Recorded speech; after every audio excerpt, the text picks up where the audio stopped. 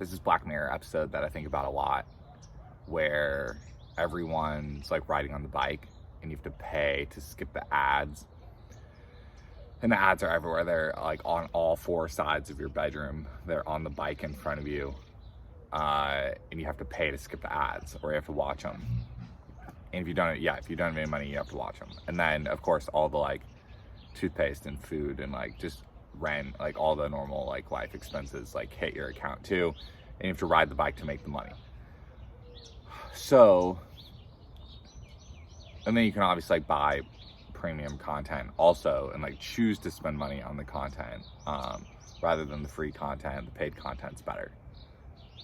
Okay, so, and then the show also has like, it has their like American Idol show spinoff or whatever, where if you save up enough money, you can buy a golden ticket, go on the show and audition to be a content producer, right?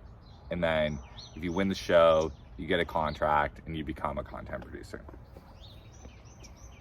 So I'm gonna completely spoil the whole thing. So I think it's still on Netflix, so you can go watch it if you want to, or I can just say it. So the main guy, like something happens where another girl like wins or doesn't win, and then he like buys her a ticket, and then I don't know if she wins or loses, but he buys another ticket. He goes on the show with this idea that like he's gonna call it all out as bullshit and like kill himself on stage during the show. And so he saves up all his money, goes on the show, does it, sneaks in like a knife to do it, and he's about to do it, and then gives this long speech to the crowd and to the judges about how everything's messed up and the system's bad and broken and all this stuff, and it's just a really great social commentary. And then when he's about to do it, the judges just stand up and start applauding and like give him a content producing contract, and he's like kind of stunned. And so they pay him to make a podcast about exactly the social commentary that he says.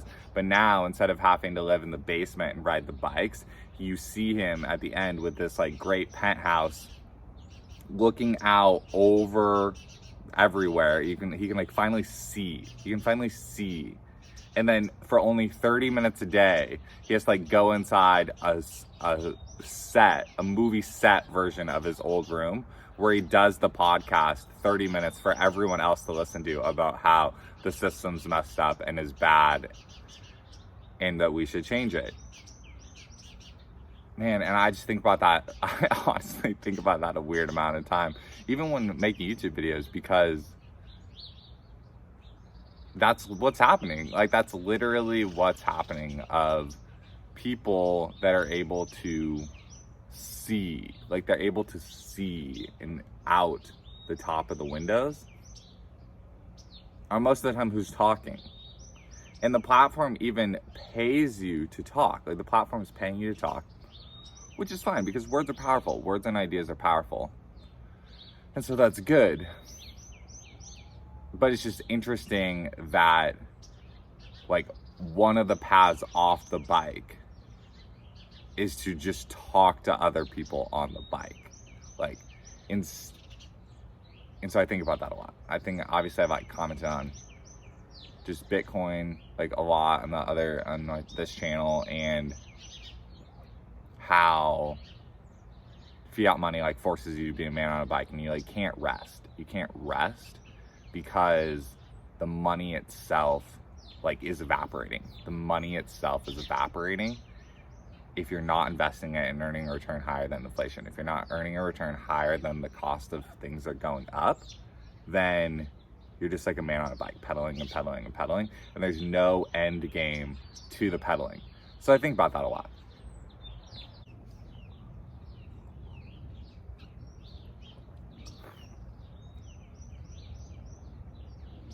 So I think about that show and that episode a lot while making videos, but also while watching videos from both sides of it, because I like hearing commentary and I like hearing what other people are thinking. But this is so interesting to me. This has happened lately on a lot of economic videos. Like, I like watching economic videos. It just feels stale. the items feel stale and repeated. And I don't know what's driving that. Like, if it's just the need. Oh, so, because here's another thing.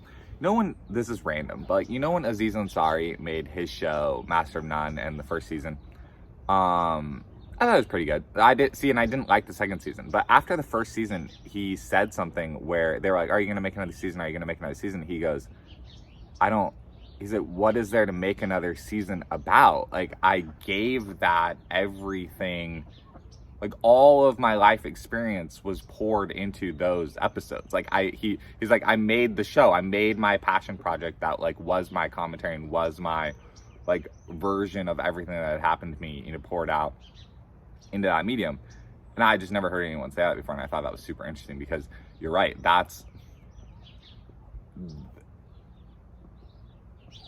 There's, like, what else is there to say? What else is there to say? And so when I watch some of these economic videos, like, I can tell that it's kind of like this was just the version of today's regurgitation of the same thing that's been happening.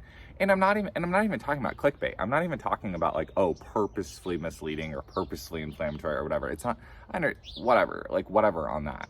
It's literally me. It's more just having to say something for the sake of saying something leads to staleness. And then back to the whole thing of, like, the only people that have the reach to get distribution on their videos are the ones that can see out the top of the building, leads to, like, only hearing certain things. Which is why it's always interesting to, like, when I find a new channel, I'll watch back the entire thing. And it's honestly refreshing. It's like finding a new TV show. But I guess, it's like finding a new TV show.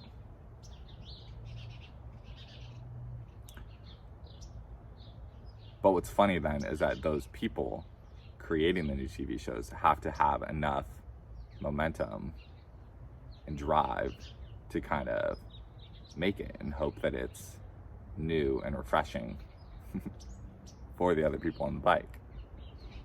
So